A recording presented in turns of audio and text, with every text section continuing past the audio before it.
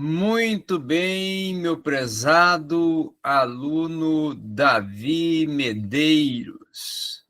Hoje nossa aula é na área da escatologia. Escatologia. Tendo em vista que o nosso curso ele é multidisciplinar, não é? Trabalhamos com várias áreas. Não só, inclusive na teologia. Outra hora que você quiser estudar uma outra área fora do contexto da teologia, mas dentro das ciências humanas, também podemos tratar, viu? Hoje, nós já fizemos exegese, esses dias atrás, fizemos grego, fizemos oratória, hoje, então, escatologia. Tratando de Apocalipse, capítulo 19, versículo 6. Apocalipse 19, capítulo 6, 19, né? E o versículo 6, ou o verso 6. Muito bem. Quando nós trabalhamos com a escatologia, dentro do que está proposto, numa análise exegética do Apocalipse, capítulo 19, versículo 6 a seguir, nós estamos tratando de algumas particularidades distintas. Primeiramente, este é um texto que vai nos referenciar alguns assuntos importantes. A partir, principalmente, ali do Apocalipse 19 até o versículo 10, do 1 até o 10, tá? Que fecharia logo vamos dizer assim, uma parte que eu colocaria como, na exegese, uma perícope, tá? Então, visto ali, vai tratar justamente de quê? Qual é o assunto? A primeira metade que temos que olhar, antecedente, no contexto anterior a esse do Apocalipse 19, 6, para uma compreensão maior do porquê desse contexto e a afirmação e proposta desenvolvida por João em Apocalipse 19, a partir do versículo 6, é que os versos anteriores, João está tratando ainda de um assunto que começou lá no Apocalipse 17, dos versículos 9 a seguir. Do capítulo 17, 9 a seguir, até 19, versículo 5, tá? Que é o versículo anterior ao 6, ele está tratando justamente dos oráculos de juízo. Juízo esse que está ocorrendo sobre Israel, sobre as nações, tá? E sobre os povos gentílicos, que não são gentios. Quem são os povos gentílicos, então, que não são gentios? Os gentílicos seriam os povos árabes, tá? Os povos árabes, descendência de Ismael, certo? Agora, dentro desse contexto, também temos que mencionar que a segunda metade, que aí é a metade onde vai ser estudada o tema que vamos tratar hoje, que é a bodas do Cordeiro, que trata-se a partir do versículo 6, toda uma estrutura, tá? Aí inicia a sessão que nós vamos tratar, a parte, vamos colocar aqui exegeticamente a perícope, o desenvolvimento, a delimitação textual que vamos tratar, que é 3 assuntos que são tratados. Primeiro, os cânticos de aleluia. Segundo, louvores ao reino. E terceiro, bodas do Cordeiro, tá? Então, dentro desse contexto, nós vamos ter, primeiramente, certo, um momento em que o hino, o bradar, o adorar, o respirar da alma da igreja arrebatada, né? A igreja, os santos do Altíssimo, certo? Também arcanjos, querubins, serafins e anjos que fazem parte do séquito do Senhor, agora estão prestando a ele adoração, com um louvor específico, um hino, que esse é uma correspondência integral do gênero dos hinos até utilizado dentro do contexto do veterotestamentário, ou seja, do próprio Antigo Testamento, tá? Do próprio Antigo Testamento. Lembrando que também, um outro fator que precisa ser pensado, que esse hino é composto de 3 partes singulares. Primeiro, um chamado, uma convocação para louvar a Yahvé.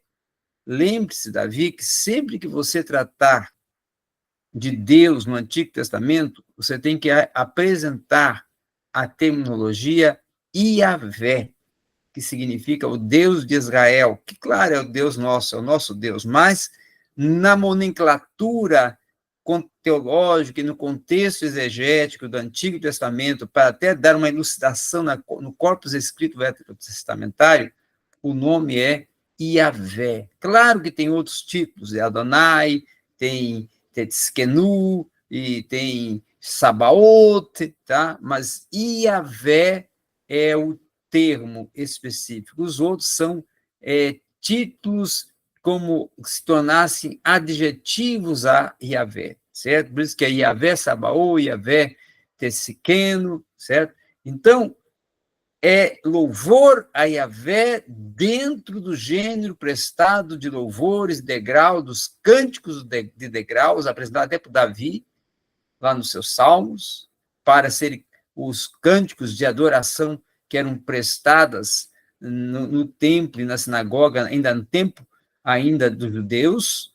É um momento de adoração, de louvor, de engrandecimento, dentro do contexto harmônico e melodioso e até inódico do Antigo Testamento, que é um cântico de exaltação, cântico de tributo, certo? Canto de triunfo ao Deus único, Yahvé, Deus de Israel.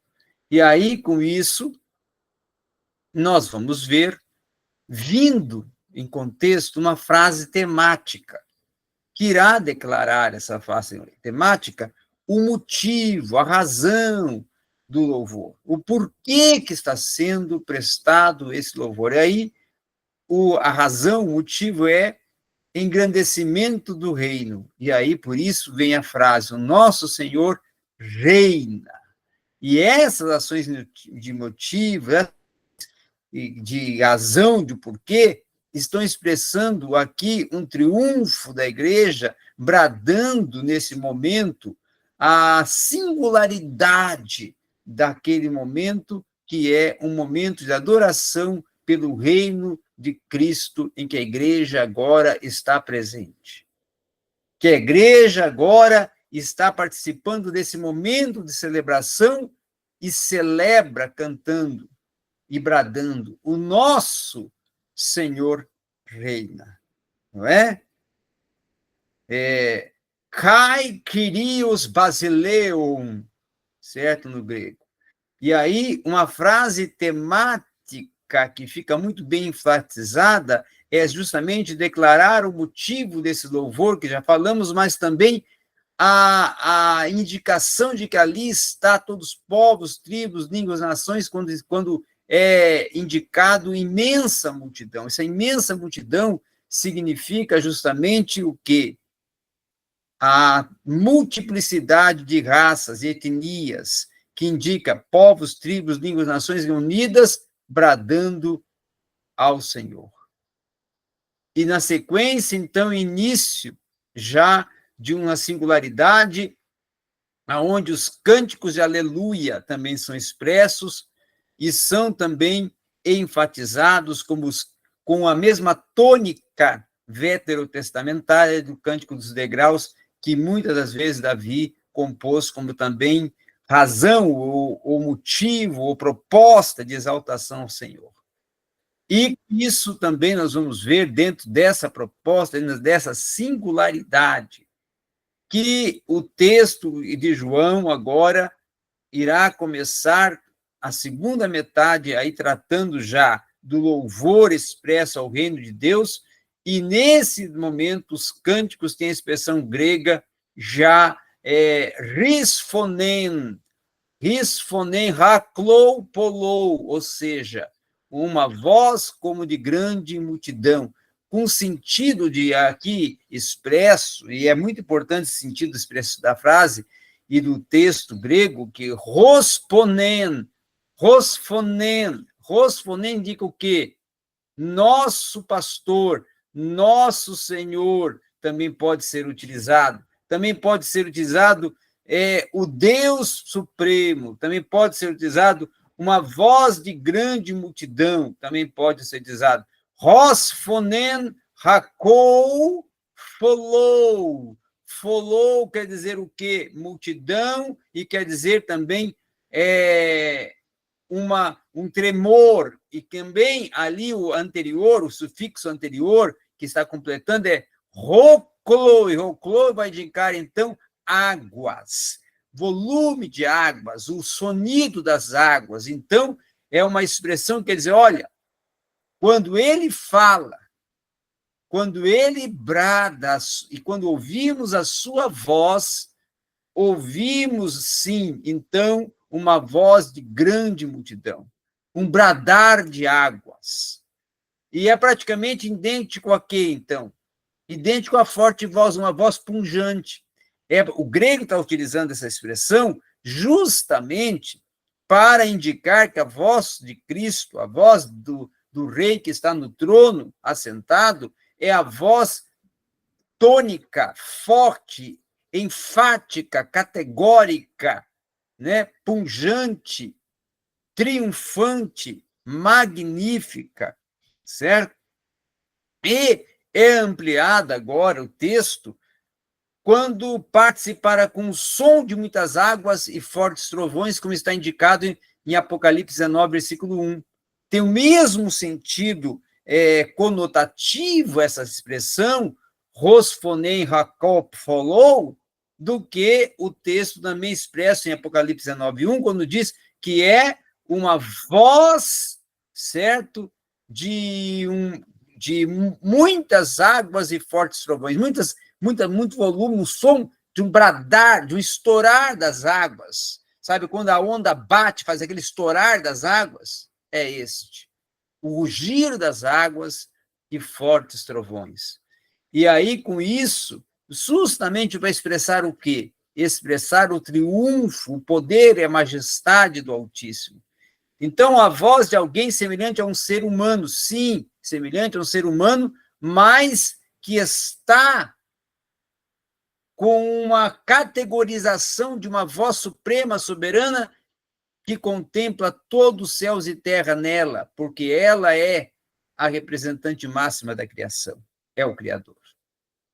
E aí, dentro disso, nós vamos ver também, na continuidade ainda, que estão ali compondo esse séquito, aqueles que estão com os serafins, que fazem parte da adoração direta ao trono, e como arpistas, né, como músicos, estão tocando um cântico novo, estão bradando um novo cântico, um cântico que soa tão significativo, tão harmônico, tão alto, tão triunfante, tão esfuziante, que agora este cântico está intimamente ligado a Apocalipse 9, 6 a 8, como um momento em que todos os salvos, todos os arrebatados, todos que ressuscitaram primeiro e aqueles que foram arrebatados, e todos que estão agora à presença do autor e consumador da nossa fé, Cristo ressurreto, estão cantando, estão bradando louvores, estão triunfando louvor. Então, é um volume incrível das vozes que estão de acordo com a maravilhosa mensagem do cântico, canções que até podemos dizer que seria do casamento, do celebração do casamento da noiva com o noivo, não é? A igreja com o noivo Cristo. É o momento do casamento, da celebração deste casamento, da celebração desta ceia, da celebração dessa promessa que ele falou, até que eu beba convosco. Quando ele deu a participação na última ceia, ele pegou o cálice e disse, até que eu beba convosco. Que momento? Agora, a bodas do Cordeiro. A bodas da celebração da união eterna, selada, confirmada e agora efetivada. A igreja presente com Cristo.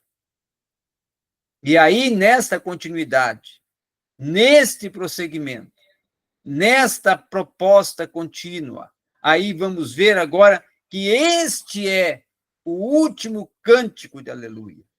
O último cântico da série que apresenta um termo de louvor particularmente apropriado.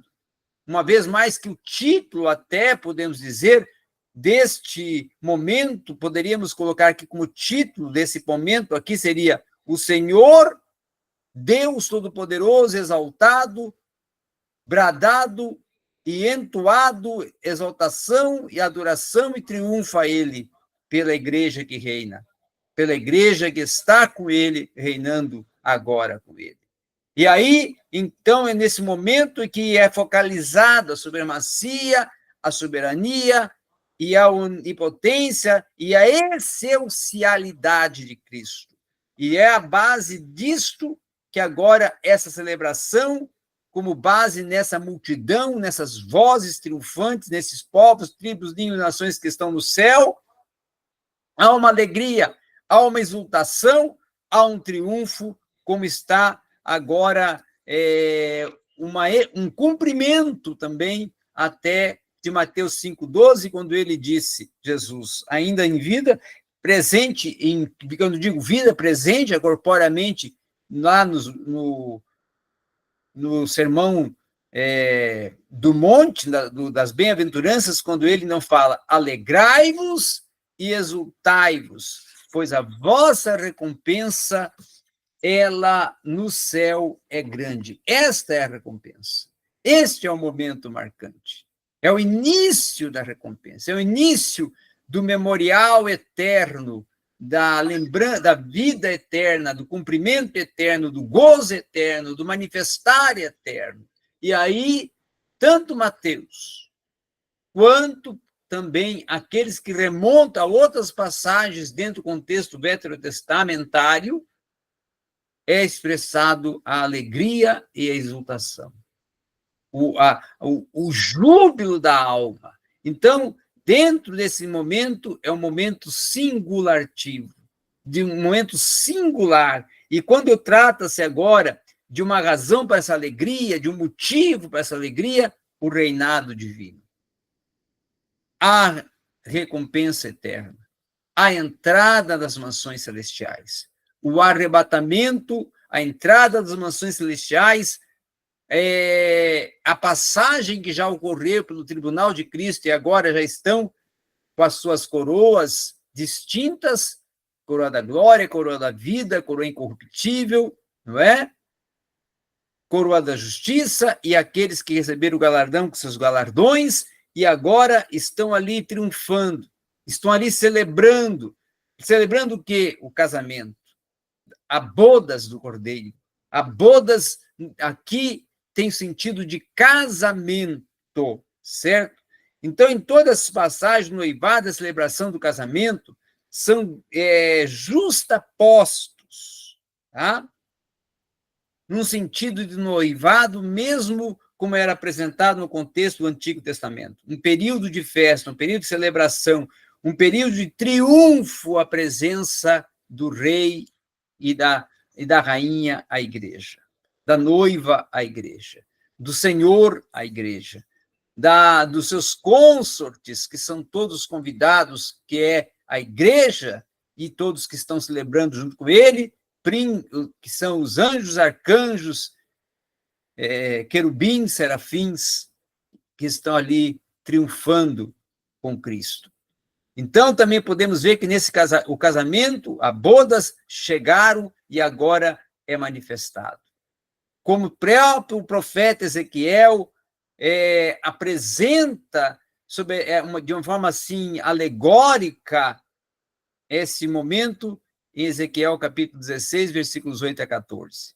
Como também podemos colocar aqui que esse período tem uma conotação do início do adentrar a Jerusalém Celestial. E é mais também uma demonstração do termo grego edoque, a noiva, que por Deus a permissão, no sentido de rina paripileia, que significa o quê? Para se vestir, estar ataviada, estar pronta, e está ataviada porque está pronta, porque agora está com vestes brancas, agora está em total estado de santidade, agora está com um corpo reluzente, um corpo de glória. E aí, dentro desse contexto, de uma forma soberana, Deus está dirigindo as ações, tanto do justo quanto dos injustos. Os injustos agora, na terra, estão passando por tribulação e grande tribulação, e os justos no céu, as bodas do Cordeiro, as bodas da celebração. E nesse momento das bodas da celebração, é um momento de marcante alegria, de esfuziante júbilo. É um momento que podemos colocar aqui que as roupas que a noiva recebe são a sua própria glória, são o seu próprio reluzir, o corpo imortal, o corpo celeste. Mas, além disso, está ocorrendo um momento agora em que estão participando da ceia, estão ali participando do banquete. É a sala do banquete, é o momento em que a noiva está no banquete com o seu noivo Cristo, e ele a serve, ele está servindo a noiva. Ela está participando deste banquete que não temos que pensar e nem conjecturar ali um cardápio. Não existe a questão cardápio, e não temos que pensar em cardápio, até porque alimento no céu não tem significado nenhum. O nosso corpo é um corpo espiritual, mas é um cardápio e um sentido conotativo de um banquete celeste, aonde o pão é o próprio Cristo, o pão vivo descido do céu, que ali agora está à frente. E o cálice, que é simbolizado aqui na terra pelo vinho, agora é o próprio sangue de Cristo, aquele que é o Cordeiro que foi expiado na cruz, o próprio sangue vertido na cruz do Calvário para a nossa redenção está à nossa frente. Então, ele é o centro desse banquete. Ele é a razão, o sabor maior do banquete.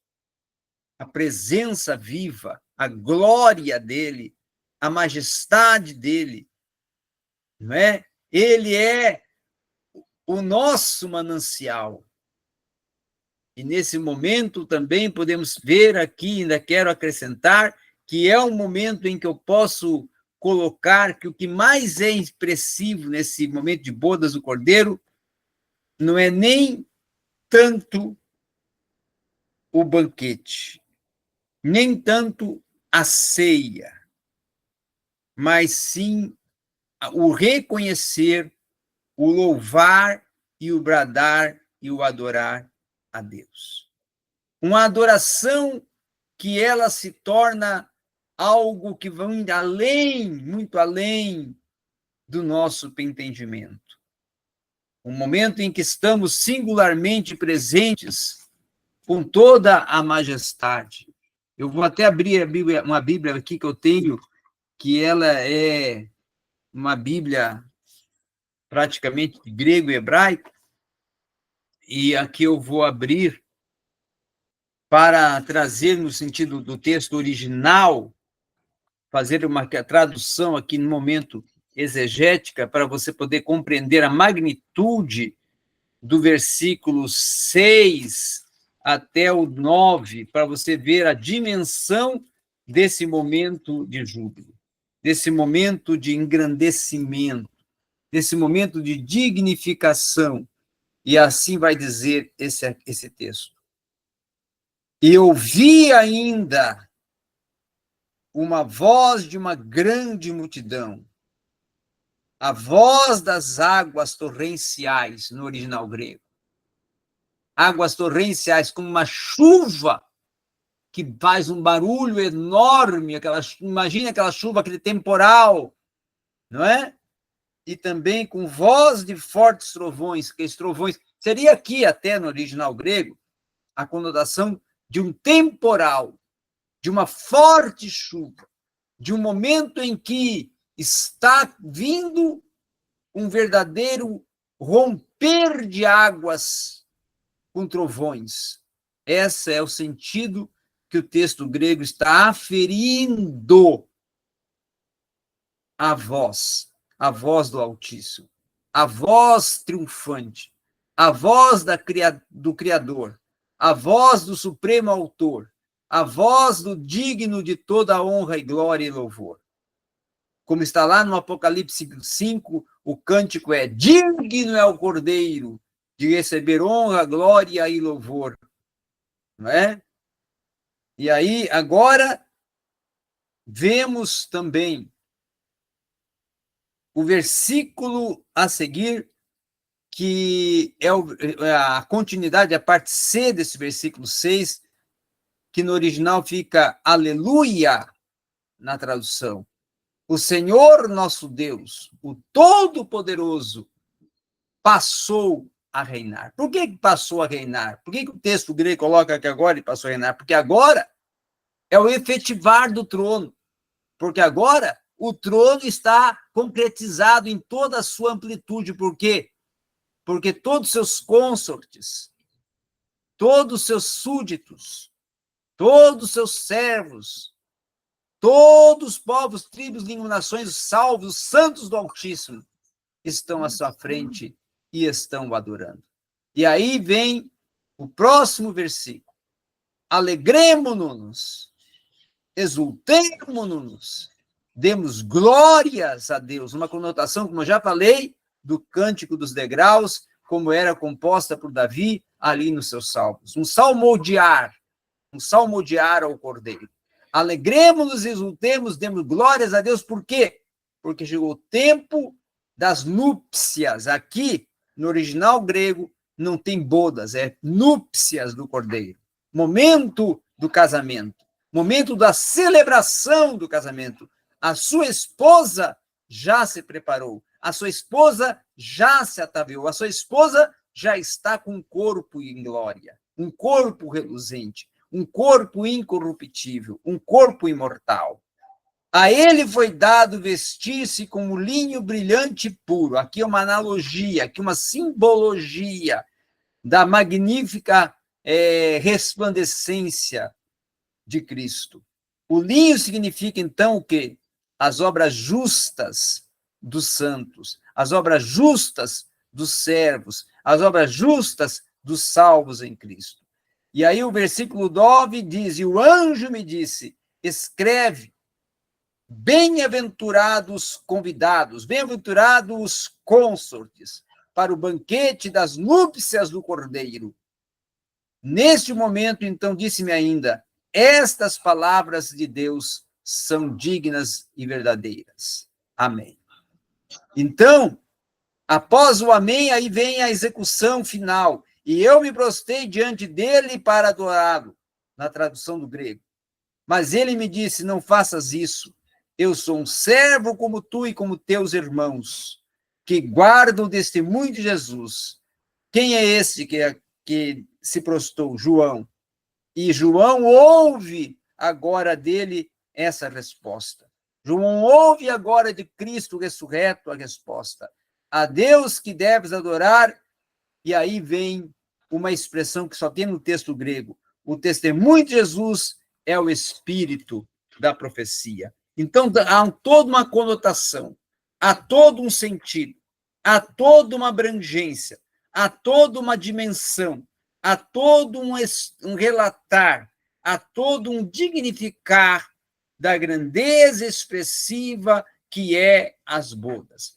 Bodas do Cordeiro é a boda das núpcias, é o momento da glória, é o momento da dignificação, é o momento da exaltação, é o momento do prostrar-se e se derramar de corpo e alma à presença do Cordeiro, porque agora já estamos com ele, já estamos à presença dele, e já estamos celebrando a nossa vitória e a vitória do Cordeiro em toda a sua plenitude, porque agora ele está com a razão da sua missão, os salvos. aquele que eles comprou com o seu próprio sangue agora estão à sua frente, mas não como corpo mortais, mas como corpos imortais, não mais como pecadores, mas como santos, não mais como impuros, mas como santos perfeitos, puros e brilhantes e esplendentes à presença do Altíssimo. É isto que tem que ficar bem esclarecido e bem expressado em toda a tônica, em toda a abrangência, em toda a dimensão. E é essa a proposta desta exegese, deste texto e do que quer tratar realmente as bodas do Cordeiro. Obrigado.